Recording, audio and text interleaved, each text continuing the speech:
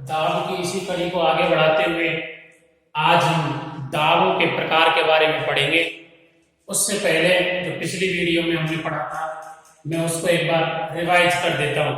पिछली वीडियो में हमने पढ़ा था कि जो दाब होता है, दाब होता है लंबवत बल बटे क्षेत्रफल। लंबवत बल बटे क्षेत्रफल दाब होता था। कहने का मतलब यदि जिस वस्तु का क्षेत्रफल ज्यादा होगा वहां दाब कम लगेगा, और जहां क्षेत्रफल कम होगा वहां दाब अधिक होगा। दाब बढ़ाने के लिए हमने सीखा था कि या तो बल को बढ़ा दिया जाए या क्षेत्रफल को कम कर दिया जाए। तो दैनिक जीवन में हमने दाब के विभिन्न उदाहरण समझे थे। जो टांगने वाला बैग होता है, उस बैग की जो पट्टी होती है यहाँ से वो चौड़ी बनाई जाती है। चौड़ी इसलिए बनाई जाती है क्योंकि उसका क्षेत्रफल बढ़ जाता है, और जैसे क्षेत्रफल बढ़ेगा दाब क्या हो जाएगा, उसका कम हो जाएगा, और हमारे यहाँ पर वो अंदर धसेगी नहीं, हमें वजन महसूस कम होगा, दर्द कम होगा। इसी प्रकार हमने बताया था जो सेना के टैंकर होते हैं, वो टैंकर बड़ी बड़ी चौड़ी चौड़ी चैनों पर चलते हैं, क्योंकि इस टैंकर का वजन क्या होता है, बहुत ज्यादा होता है, और वजन ज्यादा है तो उसको वजन जो है उससे जमीन पर प्रेशर बहुत ज्यादा पड़ेगा, वो धस जाएंगे। वो धसे ना, इसके लिए क्षेत्रफल बढ़ा दिया जाता है। किसका? उस चैन को चौड़ा बना दिया जाता है। क्षेत्रफल ज्यादा होगा तो दाब क्या हो जाएगा, ऑटोमेटिकली कम हो जाएगा। इसी प्रकार हमने पढ़ा था उसमें पिछले वीडियो में कि जो कुली होता है, कुली किसी सामान को अपने सर पर रखता है तो उससे पहले वो कपड़े का एक बंडल रख लेता है अपने सर के ऊपर, क्योंकि कपड़े का बंडल अपने सर के ऊपर कपड़े का बंडल रखने से वो क्या करता है, क्षेत्रफल को बढ़ाता है, और जैसे ही क्षेत्रफल बढ़ेगा दाब क्या होगा, कम होगा। इसी प्रकार हमने कील के उदाहरण पढ़े थे कि कील आगे से नुकीली क्यों होती है, और जो भारी भरकम जानवर होते हैं जैसे हाथी है, ऊंट है, इनके पैर नीचे से तलने कैसे होते हैं, चौड़े होते हैं। इस मनुष्य के पैर देख लो, मनुष्य यहाँ से पैर इस प्रकार है, लेकिन नीचे से कैसे चौड़े, क्योंकि अगर पैर बिल्कुल सीधे ऐसे होते तो इसका क्षेत्रफल कम होता, और क्षेत्रफल कम होता तो दाब ज्यादा होता, पैर क्या हो जाता, जमीन में धस जाता, आदमी चल ही नहीं पाता। इसीलिए पैर नीचे से क्या होते हैं, चौड़े। चौड़े होने से क्षेत्रफल क्या हो जाता है, अधिक, और क्षेत्रफल जब अधिक हो जाएगा तो दाब क्या लगेगा, कम लगेगा। ये हमने पढ़ा था। हमने पढ़ा था इसका सूत्र दाब बराबर लंबवत बल बटे क्षेत्रफल होता है। दाब को P4 प्रेशर से लिखते हैं, लंबवत बल को F से और इसको A से। फिर हमने वजन गुणा करके कर दिया था F बराबर PA। कहने का मतलब बल बराबर दाब गुणा क्षेत्रफल होता है। F बल बराबर दाब गुणा क्षेत्रफल। इस सूत्र को याद करने की ट्रिक है बहुत शानदार। F और फादर समझो, फादर पिताजी, तो फादर को आजकल पा भी बोलते हैं, पापा, पापा का पा ही रह गया, तो F को फादर, फादर का मतलब पा, तो F बराबर P है। इसको आप ऐसे भी याद रख सकते हो। फिर हमने बताया था कि इसका जो मात्रक होता है, इसका मात्रक पास्कल होता है, पास्कल होता है, और इसको PA से प्रदर्शित करते हैं। आप ऐसे भी याद करने की ट्रिक है इसकी।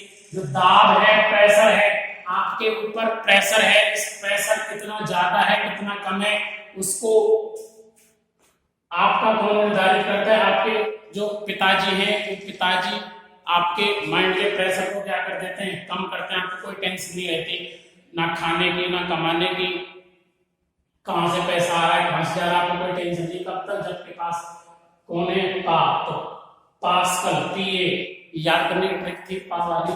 तो दाब को किससे प्रदर्शित, दाब का जो मात्रक होता है वो क्या होता है, पास्कल। ये हमने पिछली वीडियो में पढ़ लिया था यहाँ पर। अब हम आगे बात करते हैं दाब के प्रकार। दाब कितने प्रकार का होता है?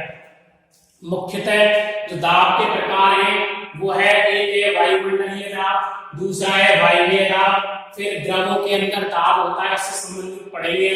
परम दाब या निरपेक्ष दाब क्या होता है, और गेज दाब क्या होता है। सबसे पहले पढ़ रहे हैं वायुमंडलीय दाब।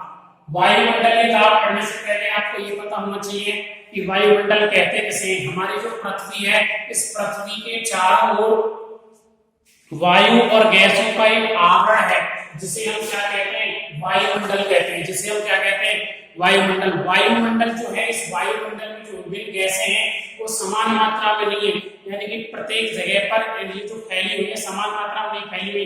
कहीं पर गैसों का, कहीं पर ऑक्सीजन है, नाइट्रोजन, आर्गन, ये जो जितनी भी गैसें हैं ये समान मात्रा में नहीं है। समान मात्रा में ना होकर कैसे फैली हुई है, अलग अलग मात्रा में फैली हुई है। इसके बाद हम इसमें वायुमंडलीय दाब में हम पढ़ रहे हैं कि वायुमंडल के द्वारा हमारे ऊपर जो दाब लगाया जाता है उसी को हम क्या कहते हैं, वायुमंडलीय दाब कहते हैं। वायुमंडलीय दाब को मापा किसमें जाता है, वायुमंडलीय दाब को बैरोमीटर से मापते हैं। किससे, बैरोमीटर से। वायुमंडलीय दाब किससे मापते हैं, बैरोमीटर से मापते हैं। वायुमंडलीय दाब मैं कह रहा हूं कि प्रत्येक मनुष्य के ऊपर, दुनिया की प्रत्येक वस्तु के ऊपर वायुमंडल के द्वारा क्या लगाया जा रहा है, दाब लगाया जा रहा है। तो पृथ्वी की सतह पर इस दाब का कुछ ना कुछ मान होगा। मैंने बताया था इसको मापते किससे, बैरोमीटर से। तो बैरोमीटर से मापते हैं तो इसके मापने पर इसका कुछ ना कुछ क्या आया होगा, मान आया होगा। वायुमंडलीय दाब का जो मान होता है, एग्जैक्ट जो मान है इसका, अगर कॉम्पिटिशन एग्जाम में कभी पूछ ले तो इसका मान होता है 1.013 इंटू 10 की पावर 5 न्यूटन प्रति मीटर स्क्वायर। ये इसका क्या होता है, वायुमंडलीय दाब का मान होता है। एमकेएस प्रणाली में इसका मान 1.03 किलोग्राम प्रति, एमकेएस प्रणाली में जैसे कि आप जानते हो किलोग्राम प्रति सेंटीमीटर स्क्वायर होता है, तो एमकेएस प्रणाली में इसका मान होता है 1.03 किलोग्राम प्रति सेंटीमीटर स्क्वायर। इसको हम गणना के लिए एमकेएस प्रणाली में एक भी मान लेते हैं, 1.03 है तो 1.03 को गणना के लिए कितना भी मान लेते हैं, एक भी मान लेते हैं। तो वायुमंडलीय दाब पता चला, वायुमंडल के द्वारा हमारे ऊपर जो दाब लगा है वायुमंडलीय दाब है, किससे मापते, बैरोमीटर से। इससे आगे की जो वीडियो आएगी इसमें बैरोमीटर के बारे में पूरा पढ़ेंगे, पूरा डिटेल से पढ़ेंगे कि बैरोमीटर का क्या होता है, किस कैसे बना होता है बैरोमीटर। बैरोमीटर का पाठ्यांक एकदम से छट जाए तो क्या होगा, ये जो मौसम विभाग वाले होते हैं पहले सूचना दे देते हैं, भाई आज आंधी आने की संभावना है, बारिश होने की संभावना है, मौसम साफ रहेगा। वो कैसे देते हैं वो हम अगले वीडियो में पढ़ेंगे इस बैरोमीटर से संबंधित। अभी आपको केवल इतना याद रखना है कि जो वायुमंडलीय दाब है इसको बैरोमीटर नामक यंत्र से मापा जाता है और इसका जो मान होता है 1.013 × 10 की पावर 5 न्यूटन प्रति मीटर स्क्वायर होता है। एमकेएस प्रणाली में इसका मात्रक मान ये होता है। अब वायुमंडलीय दाब से संबंधित मैं आपको कुछ इंपॉर्टेंट जानकारी दे रहा हूं। ये तो मैंने बताया पृथ्वी के तल पर, यानी पृथ्वी पर जो वायुमंडलीय दाब उसका मान है। क्या ये पृथ्वी से ऊंचाई पर जाने पर भी मान ये रहेगा? नहीं, जैसे जैसे हम ऊपर चलते चले जाते हैं इस वायुमंडलीय दाब का मान क्या होता जाता है, कम। यानी कि जैसे जैसे ऊंचाई पर जाते जाएंगे वायुमंडलीय दाब का मान क्या होता जाएगा, कम होता जाएगा। इसके दैनिक जीवन में बहुत उपयोग है, जैसे कि हवाई जहाज में जो यात्री होते हैं, हवाई जहाज के अंदर जो यात्री यात्रा करते हैं, अगर उनमें से किसी के पास क्या है, पेन है, किसी के पास क्या है, पेन, तो उस पेन में से इंक जो है, स्याही जो है बाहर निकल जाती है। उसका कारण ये है क्योंकि यहाँ पर उसके ऊपर क्या लग रहा था, वायुमंडलीय दाब। वायुमंडलीय दाब और वहां पर जो इंक भरी हुई थी, इंक का अपना भी प्रेशर लगा रही थी, दोनों संतुलन में थे। ऊपर जाने के बाद क्या हुआ, इंक का दाब तो वही रहा, लेकिन वायुमंडलीय दाब क्या हो गया, कम, और कम होने से एकदम से वो क्या आगे बाहर आ जाती है। इसके और कई सारे उदाहरण, जैसे अंतरिक्ष में जब भी कोई यात्री जाता है, अंतरिक्ष यात्री जो होते हैं, विभिन्न सैटेलाइट वगैरह जो होते हैं, इनको ठीक करने के लिए जो वैज्ञानिक वगैरह जाते हैं वो विशेष प्रकार का कोट पहनते हैं।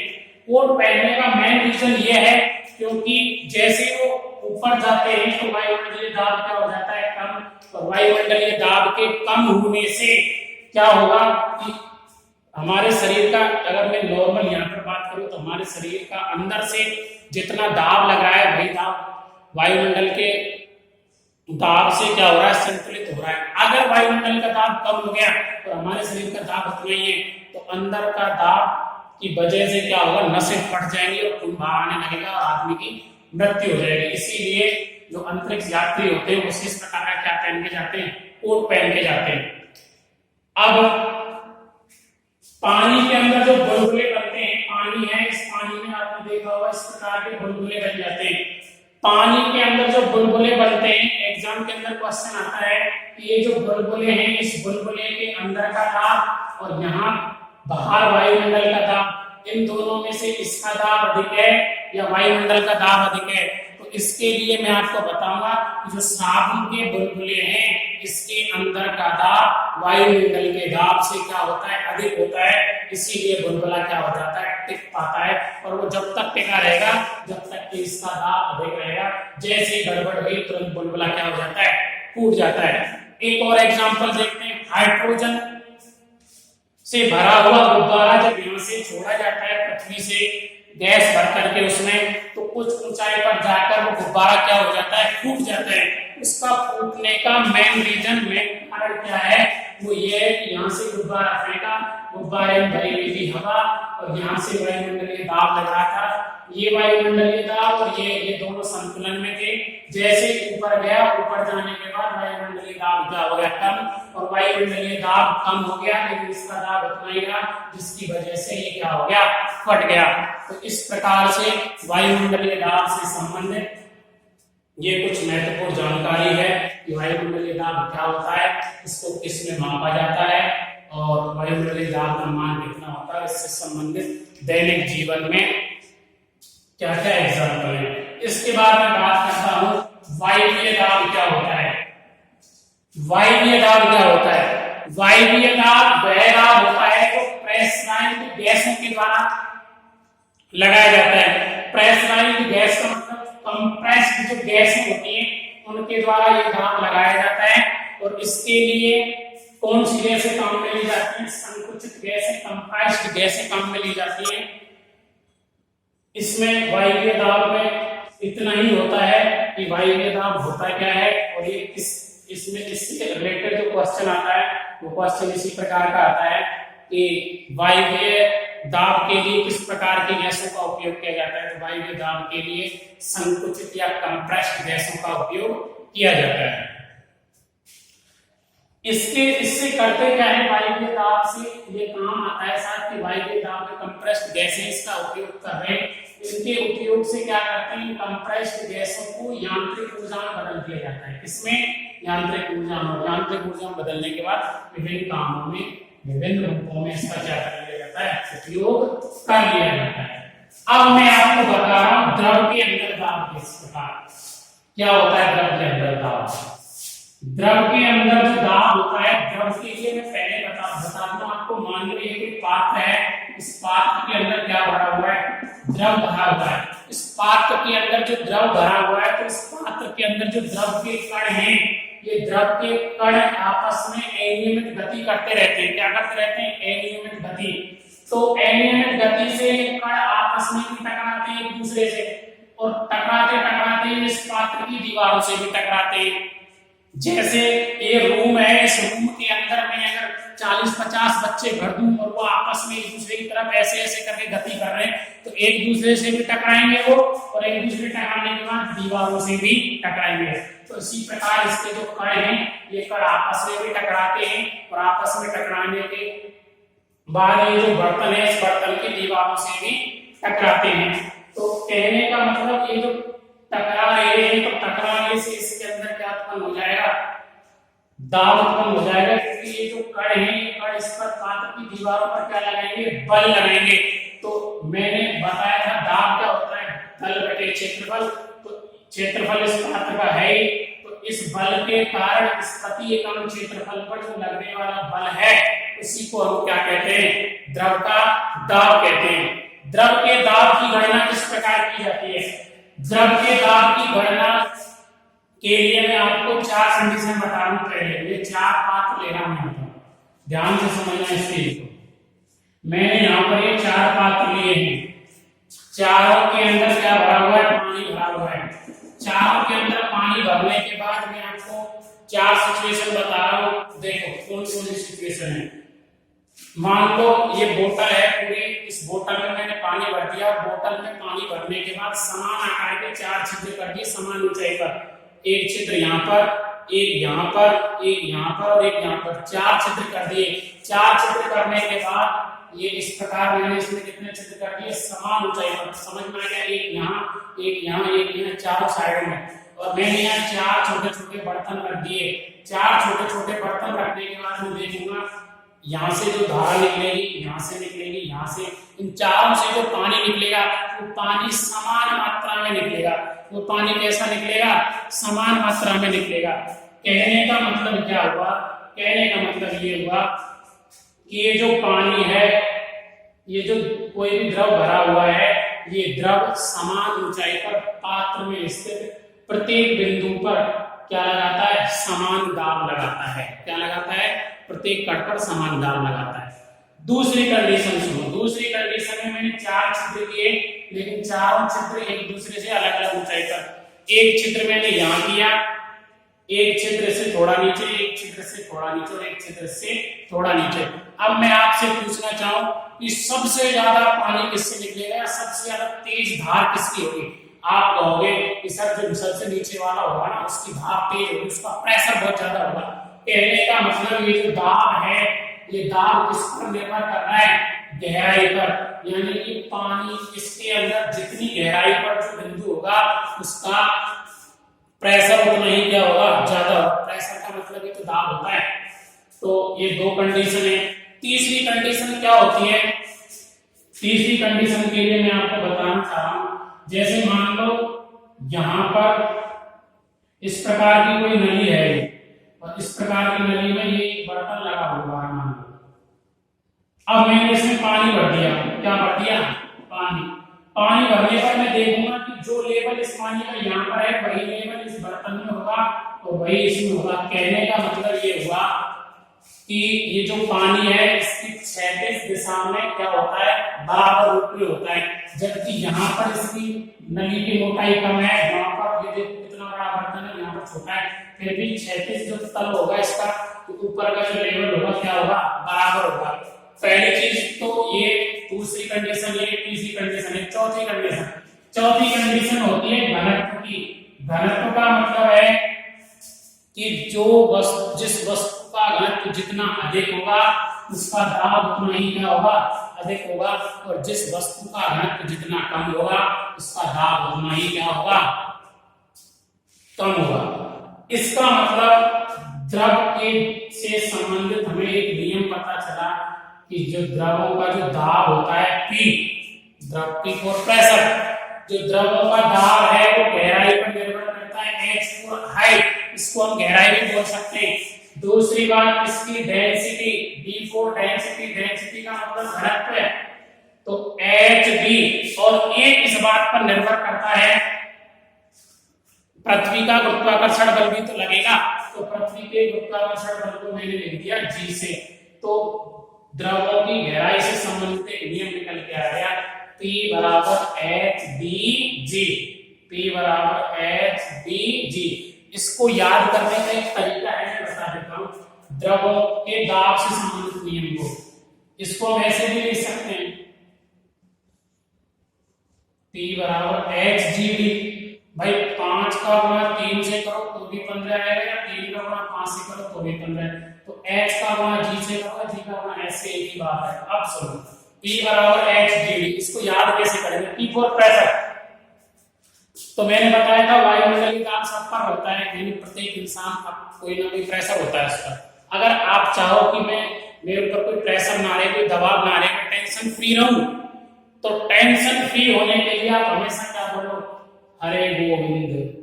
H को हरे, ये गोविंद, हरे गोविंद, हरे गोविंद, हरे गोविंद, हरे गोविंद, हरे गोविंद बोलोगे तो क्या होगा? दाब कम होगा। तो इसको ये याद करने का तरीका है, P बराबर HGD। तो P फॉर प्रेशर, दाब, हरे गोविंद, हरे गोविंद, हरे गोविंद। तो इस प्रकार हमने द्रवों में दाब से संबंधित क्या पढ़ा है कि द्रवों में दाब क्या होता है और क्या क्या कंडीशन होती है। आपको यहाँ पर ये सूत्र याद रखना है। ये सूत्र कई बार डायरेक्ट भी पूछ लिया जाता है, इस पर बेस्ड न्यूमेरिकल भी आता है। जैसे पानी की गहराई दे देगा कि कोई किसी बर्तन में इतनी गहराई पर पानी भरा हुआ है और इस द्रव का घनत्व इतना है, तो तो उस पर लगने वाले दाब का मान याद करो। तो जी का मान तो आप जानते हैं, जी का मान 9.8 होता है। कैलकुलेशन के लिए लगभग 10 ले लेते हैं इसको। तो इस प्रकार द्रव में हमने क्या पढ़ लिया, दाब पढ़ लिया। अब मैं आपको बता रहा हूं कि ये परम दाब क्या होता है। परम दाब होता है ये जो द्रव का दाब पड़ा है P बराबर HGD या P बराबर HDD, इससे रिलेटेड मैं दैनिक जीवन में काम आने वाले कुछ जो दैनिक जीवन में कहाँ काम आता है वो भी बताऊंगा। उस बताने से पहले मैं एक बार ये बता दूं परम दाब या निरपेक्ष दाब क्या होता है, गेज दाब क्या होता है। सुनो सर, परम दाब क्या होता है। परम दाब होता है शून्य दाब से ऊपर मापा गया दाब क्या कहलाता है, परम दाब कहलाता है। शून्य दाब से ऊपर मापा गया दाब, शून्य दाब से ऊपर मापा गया दाब आपका क्या कहलाएगा, परम दाब कहलाएगा। तो आपसे एग्जाम में पूछ सकता है कि शून्य दाब से ऊपर मापा गया दाब कहलाता है तो गेज दाब, परम दाब, निरपेक्ष दाब या बी और सी। तो आपका आंसर क्योंकि परम दाब को क्या बोलते हैं, निरपेक्ष दाब। या आपसे पूछ सकता है निरपेक्ष दाब का मान होता है शून्य दाब से कम, शून्य दाब से अधिक, शून्य दाब के बराबर। तो क्या होता है, शून्य दाब से ऊपर, यानी कि शून्य दाब से ऊपर मापा गया दाब क्या कहलाता है, परम दाब या निरपेक्ष दाब कहलाता है। अब मैं बता रहा हूं आपको गेज दाब। गेज दाब का मतलब होता है जो दाब मापने वाले यंत्र होते हैं, उन दाब मापने वाले यंत्रों से मापा गया दाब क्या कहलाता है, गेज दाब कहलाता है। दाब मापने वाले यंत्रों से, दाब मापने वाले यंत्रों से नापा गया दाब क्या कहलाता है, गेज दाब कहलाता है। अब सुनो, तो गेज दाब का सूत्र क्या होता है, आपसे पूछ ले गेज दाब का सूत्र क्या होता है। तो गेज दाब का सूत्र होता है परम दाब माइनस वायुमंडलीय दाब। परम दाब माइनस वायुमंडलीय दाब बराबर क्या होता है, गेज दाब। क्योंकि मैंने बताया था दाब मापने वाले यंत्रों से जो मापा जाएगा उसको गेज दाब कहेंगे, और परम दाब क्या होगा, शून्य दाब से ऊपर मापा गया दाब। तो यहाँ पर 2-3 प्रकार के प्रश्न बनते हैं गेज दाब से। एक तो ये कि दाब मापने वाले यंत्रों से मापा गया दाब क्या कहलाता है, क्या कहलाता है, गेज दाब। दूसरा, गेज दाब होता है, इसमें 4 ऑप्शन दे देगा, परम दाब माइनस वायु दाब, परम दाब प्लस वायु दाब, वायु दाब माइनस परम दाब, और इनमें से कोई नहीं। ध्यान रखना क्या होता है, परम दाब माइनस वायु दाब। और क्या क्वेश्चन बन सकता है, वो परम दाब पूछ सकता है, परम दाब बराबर क्या होता है। तो परम दाब को यदि मैंने यही रहने दिया और वायु दाब को मैं इधर ले आऊंगा तो वायु दाब हो जाएगा प्लस में, यानी गेज दाब प्लस क्या हो जाएगा, वायुमंडलीय दाब। तो परम दाब बराबर क्या हो जाएगा, गेज दाब प्लस वायुमंडलीय दाब। वायुमंडलीय दाब के लिए मैंने बताया था कि गणना के लिए वायुमंडलीय दाब का मान कितना ले लिया जाता है, 1.03 था, 1.03 तो था, तो लगभग 1 मान लेते हैं। तो आपसे ये भी पूछ सकता है कि परम दाब होता है और बीच में ऑप्शन में वायु दाब हुई भी तो कोई दिक्कत नहीं, उसके लिए एक देगा। तो परम दाब क्या हो जाएगा, गेज दाब प्लस 1, क्योंकि वायुमंडलीय दाब का मान लगभग एक ही होता है।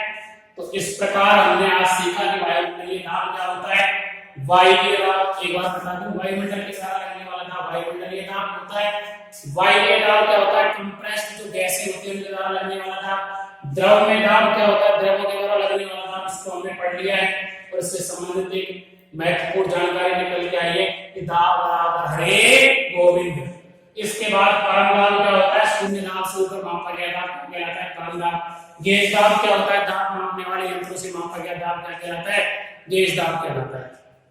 अब सुनो, इस द्रव में दाब से संबंधित कुछ दैनिक जीवन में काम आने वाली चीजें बता रहा हूं। मैं कह रहा हूं, मैंने इसमें बताया था इस एग्जांपल में कि जैसे जैसे गहराई में जाते जाते हैं, गहराई में जाने पर दाब क्या होता है, बढ़ता जाता है, दाब बढ़ता जाता है। अब सुनो, गोताखोर होते हैं, समुद्रों में जाते हैं, बहुत अधिक गहराई तक चले जाते हैं, बहुत अधिक गहराई तक जाते हैं, तो इस प्रकार तो पानी का दाब समुद्र में बहुत अधिक बढ़ जाएगा। उस व्यक्ति के ऊपर, और जब अधिक होगा तो आदमी तो पिचक जाएगा, बिल्कुल मर जाएगा वहां। इसीलिए जो गोताखोर होता है वो गोताखोर एक विशेष प्रकार का कोट पहन के जाता है, जिससे क्या होता है, विशेष प्रकार का कोट पहनने से उसके जो समुद्र के पानी वाला जो दाब लग रहा है वो उस कोट पर ही लगता है, और मनुष्य के अंदर का शरीर क्या रहता है, उतने ही दाब में रहता है, उसको कोई हानि नहीं होती। गोताखोर को जब भी पानी से ऊपर निकाला जाता है, तो डिस्कवरी वगैरह में आप देखना, उसको धीरे धीरे निकाला जाता है, धीरे धीरे खींचा जाता है। उसका कारण है क्योंकि धीरे धीरे निकालने से क्या होगा कि उसके अंदर जो उसके शरीर में उस समुद्र के दाब को सहन करने के लिए जो अंदर एक्स्ट्रा वायु भरी है, उसके अंदर का प्रेशर है, वो प्रेशर धीरे धीरे क्या होता है, रिलीज होता है, कम होता है। तो उस प्रेशर के कम होने से क्या होगा कि धीरे धीरे बाहर लाएंगे, उस बाहर के एटमॉस्फेयर से कंपैरिजन होके वो क्या रहेगा, बराबर रहेगा। दूसरी बात, जो समुद्री जानवर होते हैं, समुद्री जानवर फिर जिंदे कैसे रहते हैं इतने भयंकर प्रेशर में? तो समुद्री जो जानवर होते हैं समुद्र में बहुत अधिक गहराई पर रहते हैं, जिंदे इसलिए रहते हैं क्योंकि उनका जो शरीर है उस शरीर के अंदर बहुत अधिक मात्रा में पानी होता है, उस पानी में बहुत अधिक मात्रा में क्या होती है, वायु। और जो वायु है वो वायु उनके अंदर क्या बनाती है, प्रेशर। जो प्रेशर बनाती है वो प्रेशर बाहर के प्रेशर के, जो समुद्र का प्रेशर है उसके और उसमें आपस में क्या होता है, संबंध होता है, मतलब संतुलन में रहता है, संतुलन में रहता है, इसलिए वो क्या रह जाते हैं, जीवित रह पाते हैं। जैसे ही समुद्र में से जीव को, जैसे मछली है, मछली को जैसे ही पानी से बाहर निकालेंगे तो पानी से बाहर निकालने के बाद क्या होगा कि वहां पर जो उसके शरीर के अंदर का जो दाब बना हुआ था वो बाहर लाते ही क्या होगा कि बाहर का दाब तो कम है और पानी का दाब ज्यादा है, तो बाहर के लाने के बाद क्या होगा कि उसके अंदर से उसकी नाड़ियां फट जाएंगी और मछली क्या हो जाएगी, मर जाएगी। तो और एक खास बात और बता दूं, आपने देखा होगा कि जितने भी जलीय जीव होते हैं इनके शरीर को चपटे होते हैं इस प्रकार के। मछली है तो मछली का शरीर ऐसे नहीं होता, थोड़ा ऐसा चपटा होता है। उस चपटे होने का मेन रीजन यही है क्योंकि उस पर बहुत ज्यादा प्रेशर पड़ता है, और प्रेशर को सहने के लिए, उसके अनुकूल रहने के लिए उनका शरीर कैसा हो जाता है, चपटा हो जाता है। तो इससे संबंधित और भी जैसे पनडुब्बियां हैं, पनडुब्बियों की जो पानी में चलती है पनडुब्बियां, तो पनडुब्बियों की जो दीवारें हैं वो बहुत मोटी मोटी बनाई जाती है जिससे कि वो प्रेशर सहन कर सकें। तो आज के इस वीडियो में इतना ही। कल हम पढ़ेंगे कि दाब को, आज तो हमने पढ़ा है दाब के प्रकार, कल हम पढ़ेंगे कि दाब से संबंधित विभिन्न वैज्ञानिकों ने कौन कौन से नियम दिए, किस वैज्ञानिक ने दाब के बारे में क्या नियम दिया, और वो नियम कौन कौन से थे वो पढ़ेंगे। तो इसके कल के लिए मैं थोड़ा सा बता दूं, जैसे चार्ल्स का नियम था, डाल्टन ने क्या कहा दाब के बारे में, और दैनिक जीवन में कहाँ काम आते हैं, जैसे जो अपने व्हीकल वाहन होते हैं, जितने भी व्हीकल हैं वाहन है, उसमें पावर स्टीयरिंग होती है, पावर स्टीयरिंग क्यों लगाई जाती है, ये हाइड्रोलिक लिफ्ट वगैरह कैसे काम करती है, हाइड्रोलिक प्रेशर कैसे काम करते हैं। जैसे आप जाते हो गाड़ी वगैरह धुलवाने शोरूम में, तो प्रेशर से गाड़ी कैसे उड़ जाती है, ऊपर कैसे उड़ जाती है, ये सारी की सारी बातें हम कल के वीडियो में विस्तृत अध्ययन करेंगे।